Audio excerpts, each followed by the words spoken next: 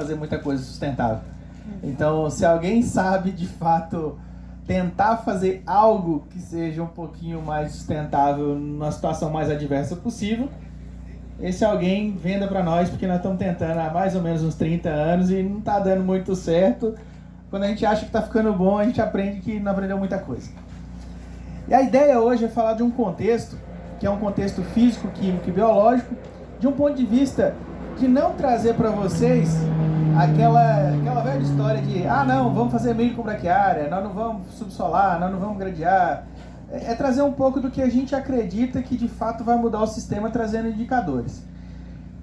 O que eu tenho visto de fato, o que é a tal da sustentabilidade para nós lá na Bahia?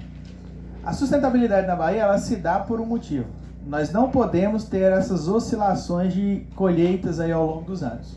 Eu não posso colher 50, 60, 90, 80. Não, eu tenho que estabelecer uma margem de lucro que é saudável para soja, para milho, para algodão, e falar assim, nos últimos 5 anos a gente trabalhou ali dentro daquela margem, tendendo a crescer, mas sem muitas oscilações. A única coisa que faz com que isso aconteça na Bahia é se nós conseguirmos fazer reter água no perfil do solo. Só para vocês terem uma ideia da nossa situação, 20 dias antes de colher a soja parou de chover na estação. Até hoje nunca deu 1 milímetro. E nós colhemos em março. Então nós não conseguimos colocar a braquiária no sistema esse ano. Nós conseguimos mal formar um milheto. E esse milheto ainda assim, muito dele não vai frutificar. Então, nesse cenário, o que a gente tem feito? A gente tem tentado entender o quanto que a saúde biológica vai gerar para nós, o quanto que o sequestro de carbono vai gerar de benefício para reter água no sistema e aumentar o nosso potencial produtivo. Então esse é o nosso desafio. Bem pequeno, com um solo de média de 18 de argila. Então se o desafio é grande, depois que você vê uma foto do desafio, você fica mais apavorado ainda. Isso aqui é divisa diária, gente. Cerca de um lado, dividindo uma área de cultivo que está sendo preparada e uma área que está em cultivo há 6 anos. Sempre, esses últimos 6 anos aqui, soja em cima de soja e soja plantando braquiária pós-colheita. Então, esse é o nosso solo da Bahia nativo do Cerrado. Biodiversidade muito baixa, capacidade produtiva muito baixa e a gente precisa construir a nossa capacidade produtiva. E tornar esse ambiente resiliente. Ele ainda tem que ser produtivo ao longo dos anos com as mais diversas condições climáticas. O ano que vem, por exemplo, é uma tendência de veranico, porque é El Niño e etc. Nessa tendência de El Niño, como é que nós estamos do ponto de vista físico? Que é o primeiro ponto que eu gostaria de trazer. Aqui as escalas estão um pouco diferentes em quilopascal de densidade de solo, tá? Mas o ponto de vista são as linhas, Se você ver, por exemplo, a linha aqui marca o mesmo ponto. Essa área é uma área sem intervenção. Num sistema, por exemplo, soja-milho, o vermelho soja-milho com braquiária e no verde soja-soja. Mais ou menos uns 5 anos, 6 anos sem mexer nessa área, sem subsolador. Olha o sistema soja-milho com braquiária ali. Se você pensar o benefício da braquiária e do milho na compactação, mas está compactada a partir de 25, Ricardo. A compactação está aqui. Mas como que está comparado aonde não tem milho com braquiária? Qual que é o ponto de parâmetro que você está comparando? Aí vem um detalhe, só para vocês terem uma ideia. Lá na Bahia eu consigo fazer uma coisa que nem todo lugar do mundo tem a capacidade de fazer igual a gente faz. A gente consegue subsolar, plantar soja e deixar compactado. Nós não precisamos nem no ano seguinte, a gente já compacta dentro do intervalo de 120 dias. Qual que é o cenário? Esse aqui, Soja, pousio, o cara planta soja, deixa o pousio, e aí o cara vem com todas as operações. Fósforo a lanço, gesso a lanço, calcário a lanço, tudo a lanço, numa área com meia umidade, e aí você começa a compactar. Olha o cenário aqui para nós. Ou seja, independentemente do sistema, as áreas onde tem milho com braquiária, ou milheto, ou crotalária, todas elas são menos impactadas pela compactação do que as áreas que a gente tem sistemas sem a cobertura. Só que do ponto de vista de intervir, Ricardo, meti um subsolador aqui, Nossa, ficou tudo bom, né? Só que o bom é numa camada limitada à ação do subsolador. Embaixo, a atividade é pouco eficiente. E aí me chama a atenção. Se nós pegarmos e deixarmos isso aqui aberto, a chance disso se compactar no mesmo ano é absurdamente alta. Então, para nós, os nossos melhores manejos, pensando do ponto de vista de intervenções físicas, é mexer e fazer milho com braquiária. Pô, mas eu não vou plantar milho. Então, qual que é o melhor cenário? É você escolher onde é que você vai perder. Normalmente, o melhor cenário é diminua o ciclo, o grau de maturação da soja, diminua o ciclo da soja, pega um pouco de umidade no final do ciclo ainda, consigo subsolar, consigo plantar um milheto ou uma braquiária. E são as duas únicas opções que você tem, por exemplo, para a Bahia, que não tem safrinha, para você conseguir colocar a cobertura vegetal no sistema. E aí você ganhar um pouquinho de sustentabilidade nesse manejo. Só que para nós é uma impossibilidade do ambiente. Muitas vezes tem região que a necessidade de fazer uma safrinha impede que o cara faça qualquer tipo de ação nesse sentido, porque não, a safrinha já está no limite, Lá na Bahia, a gente já tem algumas pessoas experimentando fazer safrinha. Qual que é o meu recado? Cara, não vai dar certo. Vai chegar a hora que essa conta vai ser cobrada. Por quê? Porque o sustento da Bahia ao longo dos anos como um local que exporta a formação de perfil do solo foi sempre no ambiente de uma safra só, onde o cara tem um tempo absurdo para poder fazer.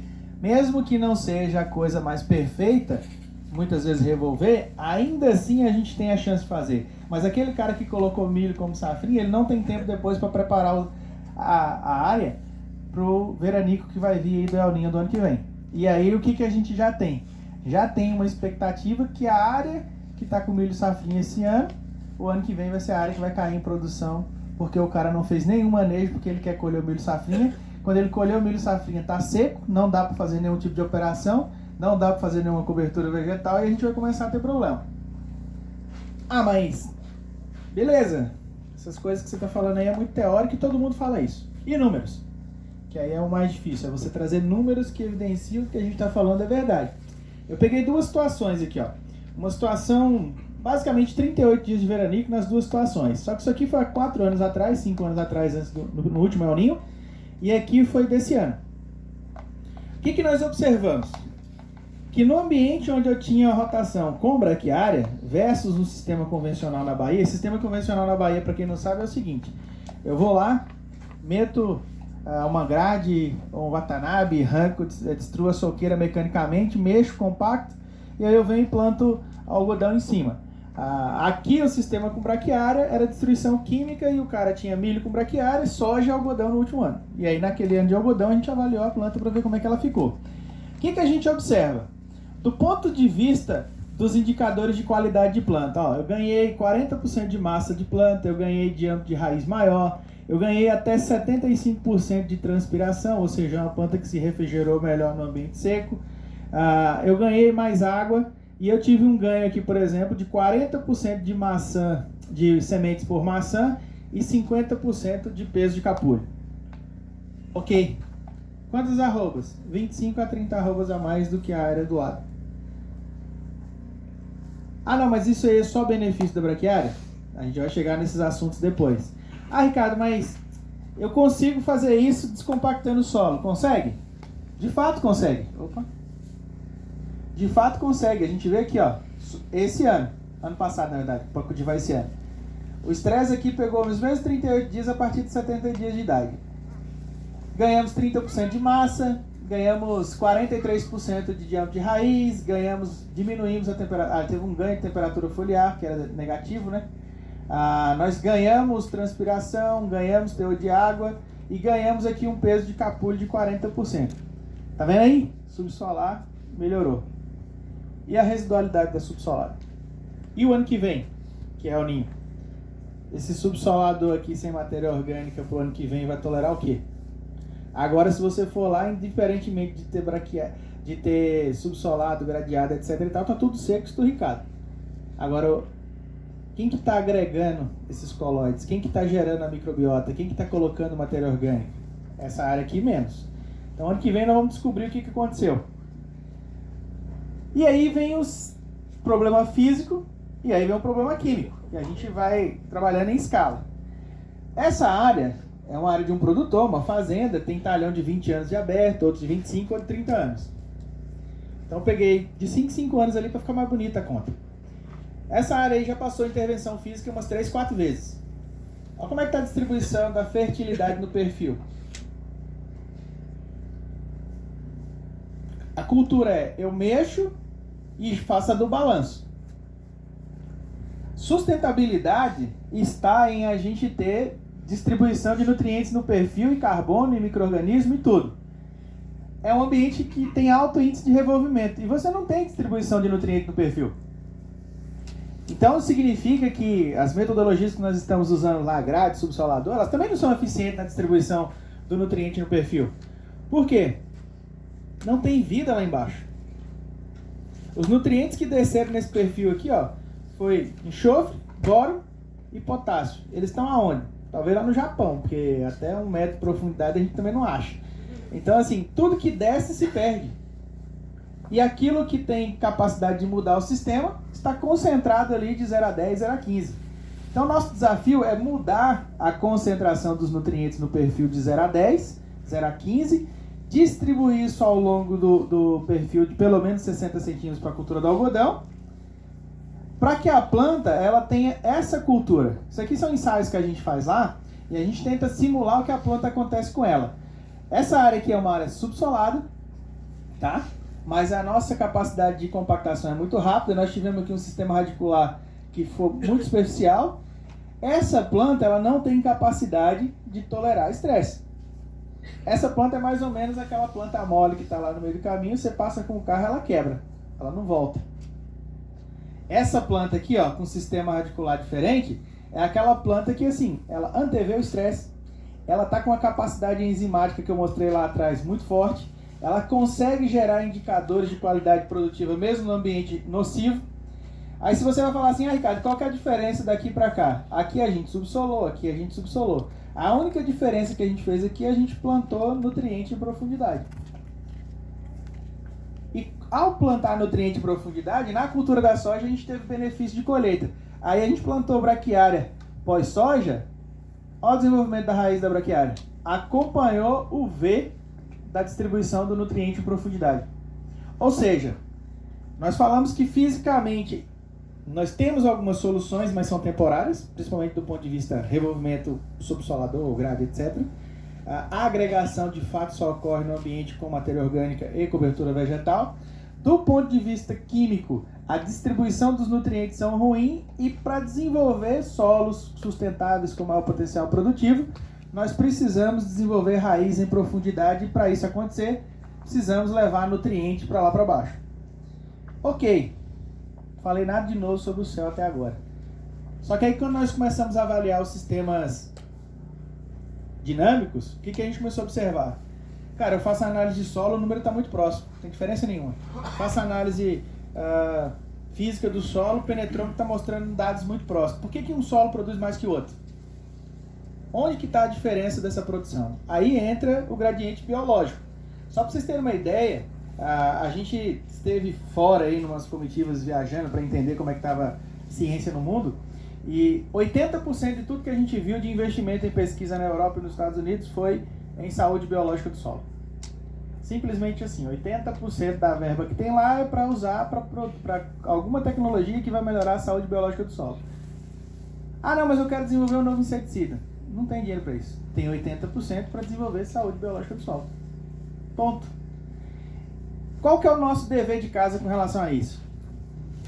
Nós somos o país de clima tropical, o único que deu certo no mundo da agricultura até agora. O único que exporta. Nós vamos ser receptores de uma tecnologia criada por ingleses e americanos para dizer para nós o que é saúde biológica? Se eles têm clima temperado? Ou nós desenvolvemos os nossos indicadores de saúde biológica do solo, ou nós estamos engrencados. Porque senão a gente vai ser refém de tecnologia. E esse não é o cenário para nós e não vai servir. Então a gente começou a falar assim, beleza, então nós vamos estudar o ponto de vista biológico. E nós fizemos essas análises aqui, são análises metagenômicas, em todos os sistemas que nós trabalhamos, e nós temos mais ou menos umas 1.300 amostras dessas aqui esse ano. O que nós observamos? Elas falam de espécies, de tudo, análise de DNA do solo, mas a gente traz do ponto de vista de nutriente e de enzimas, que são coisas que provam o que eu quero mostrar para vocês. O que nós temos? No ambiente soja-algodão ou algodão-soja, os nossos indicadores são médios. Médios para quê?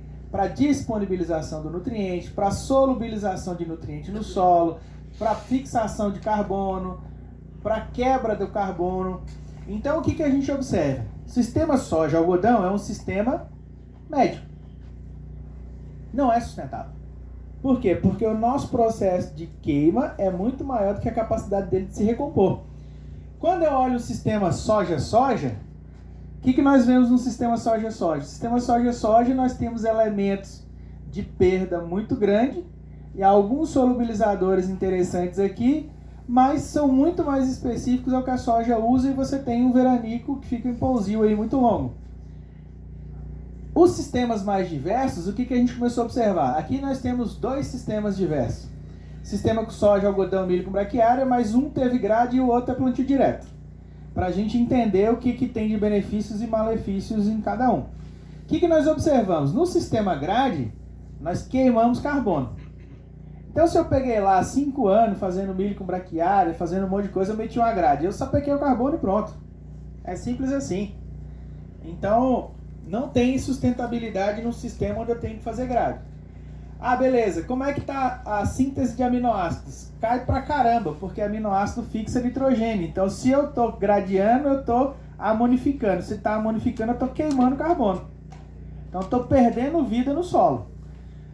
De um outro ponto de vista, os indicadores de solubilização de fósforo, oxidação de enxofre, redução de ferro são muito bons. E aí eu começo a perder a disponibilidade de macros e micronutrientes. A conta aqui é bem simples. Se você coloca 100 kg de fósforo, você quer consumir 100 kg de fósforo. Se você coloca 100 kg de fósforo e a sua microbiota especializada ela está trabalhando a 80%, você não tem mais 100 kg disponíveis, você tem 80 kg. Faz diferença você ter 20 kg a mais ou a menos na produção que você quer? Então essa é a conta que a gente tem que fazer. Porque muitas vezes as pessoas só estão fazendo conta do que desembolsou. Ah, mas eu estou desembolsando isso. Tá, mas quanto que você deixou de absorver daquilo que você já desembolsou? Historicamente, quanto que você já colocou além do que deveria ter posto, porque o seu sistema não sustenta tanto nutriente, tanto micro-organismo, tanta coisa. Porque a gente vê assim, parece que jogar demais vai trazer o resultado. Não estamos falando de jogar demais. Inclusive tem muita coisa que eu peço para retirar. Porque os nossos sistemas, para se tornarem diversos, precisam ter equilíbrio. E aí quando você pega um sistema de plantio direto, tá? Olha como os indicadores são super interessantes. A única coisa que no sistema de plantio direto não é alto é a produção de aminoácidos. Por quê? Também não descobri ainda. Daqui para frente a gente vai descobrindo uma coisa de cada vez. Primeiro a gente gera uma coisa, gera uma dúvida, vai descobrindo outra. Depois o ano que vem tenta descobrir outra coisa.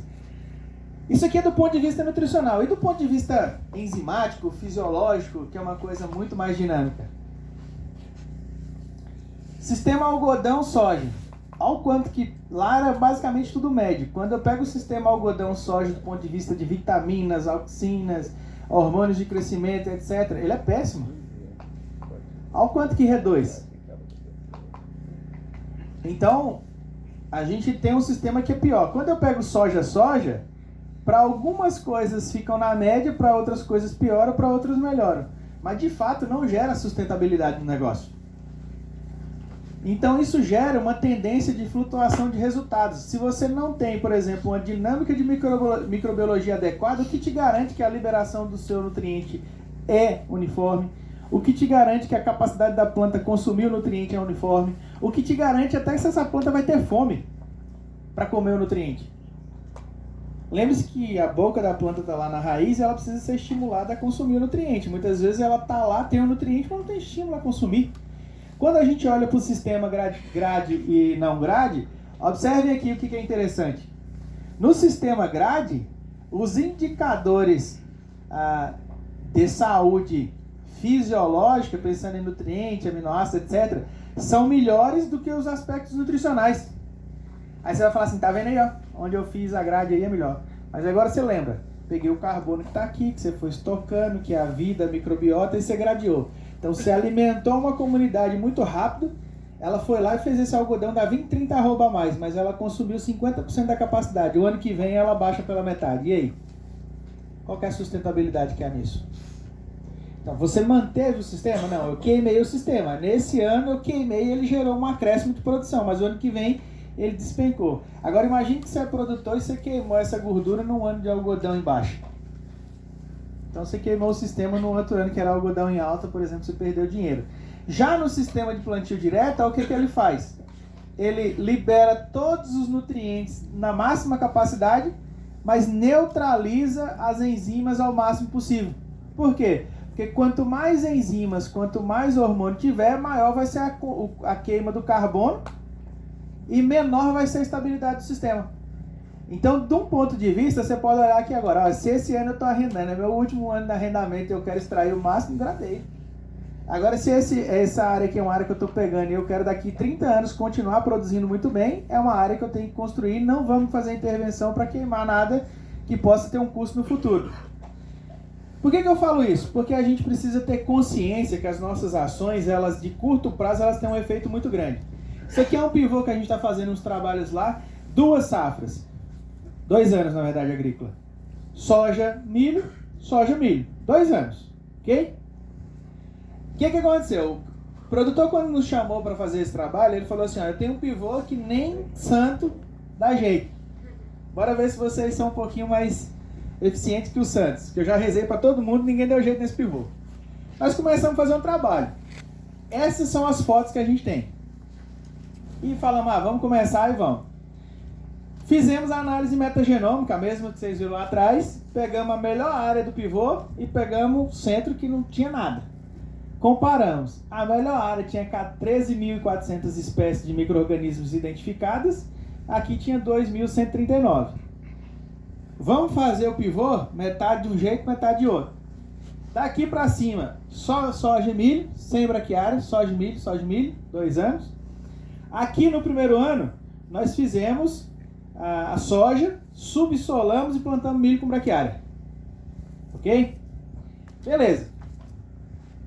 Avaliação da metagenômica na soja, avaliação da metagenômica no milho. 9.500 espécies, 2.900. Lá já baixou um pouco. Aqui está começando a tendência a subir. Aí, nós para melhorar essa área, nós vamos ter que gradear, porque ela não tem cálcio. Jogamos calcário, grade. E aqui no ano seguinte nós não fizemos braquiária. E vamos ver o que aconteceu. Depois da grade, a soja, 4.200 espécies. Depois da braquiária, 4.600 espécies. Soja, milho. Milho aqui, ó. 2.800 espécies, 7.000 espécies. 2 anos. Destruímos uma coisa que era boa, conseguimos construir uma coisa que era nada a ficar quase boa. Qual que é a grande pergunta? O que vocês estão fazendo hoje?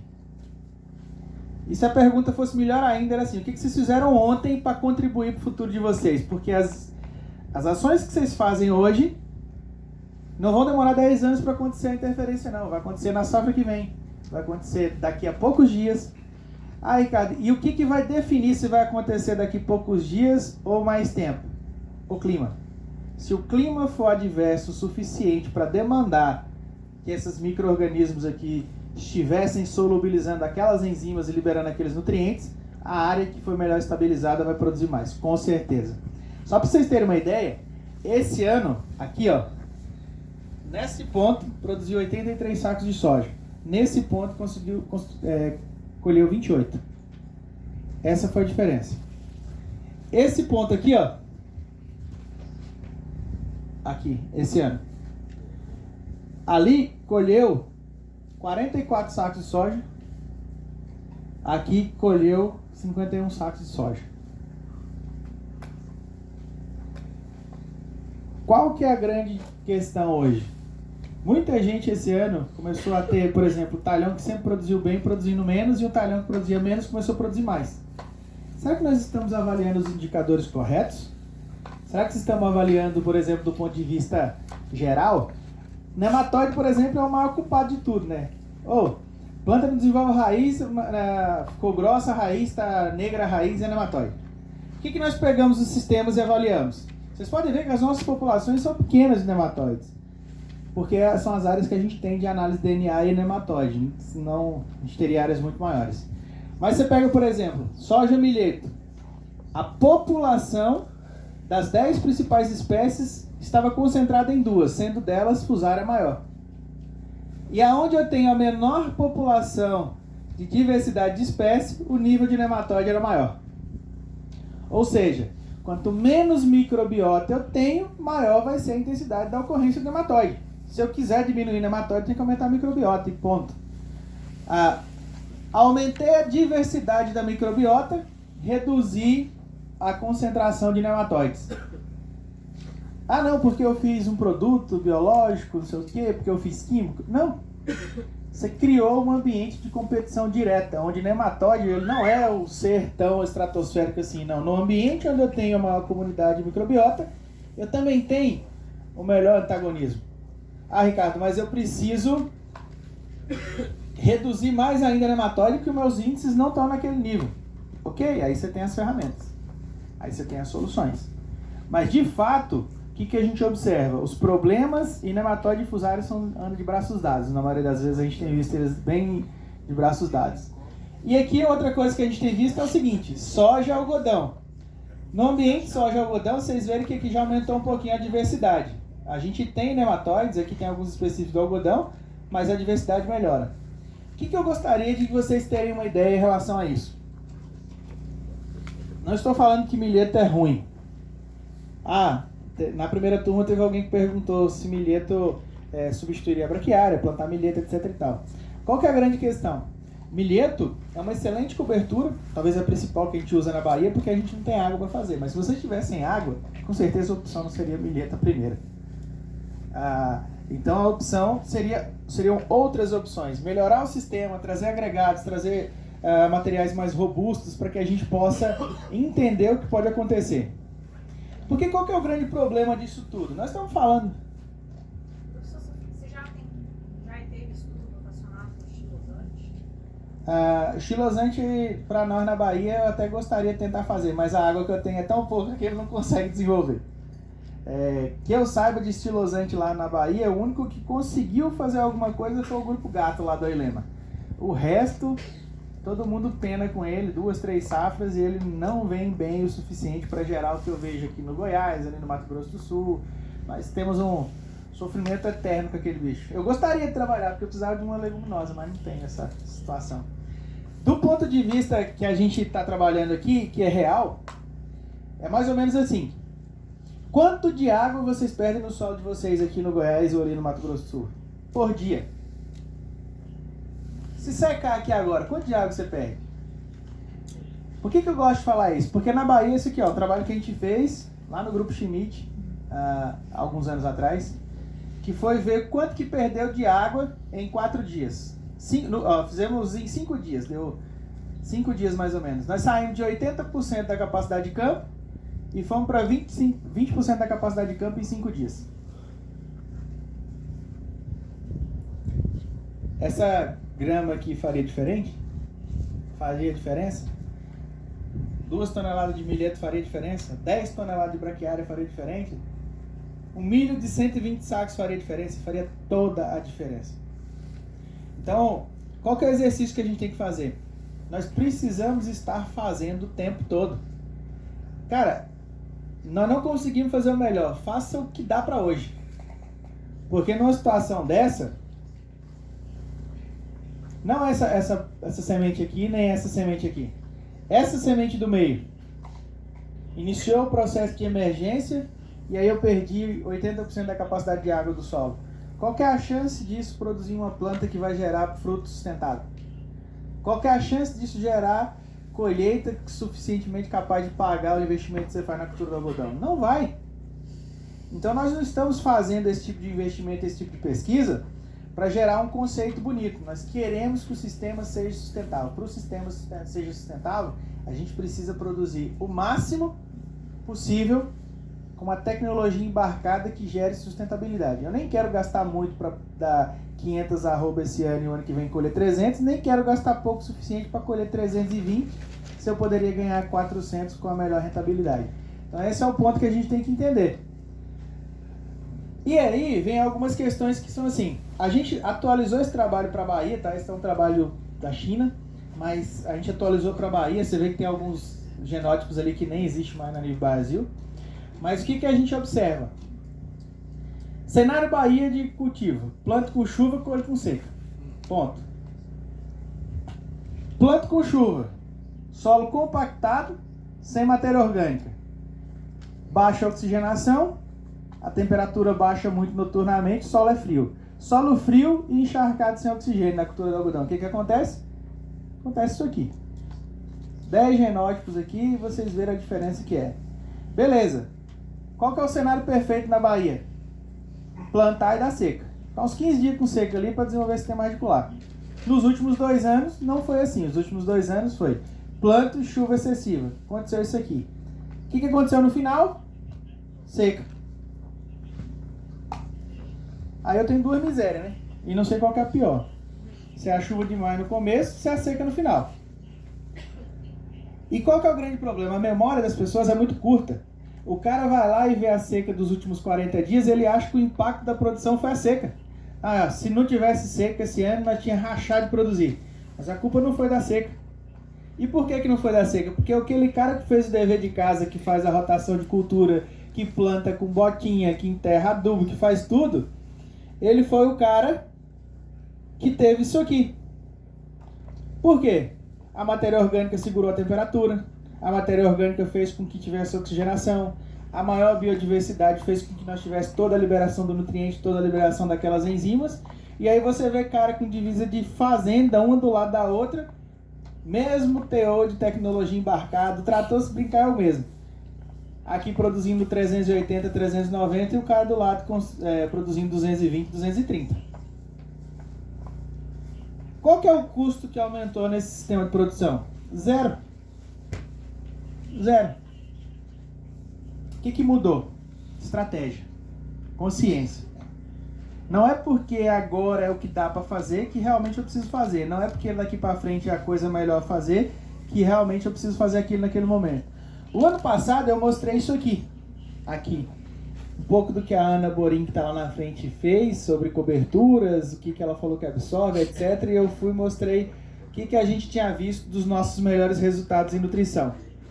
Aí, naquela necessidade de vir melhorar o que a gente fez no ano passado, eu trouxe isso aqui o ano passado também e falei assim, não sei porquê, mas as plantas que mais produziram, elas tinham essa composição de aminoácido e desse quaternário de amônia aqui, ó. Até o B1, até o capúrio e no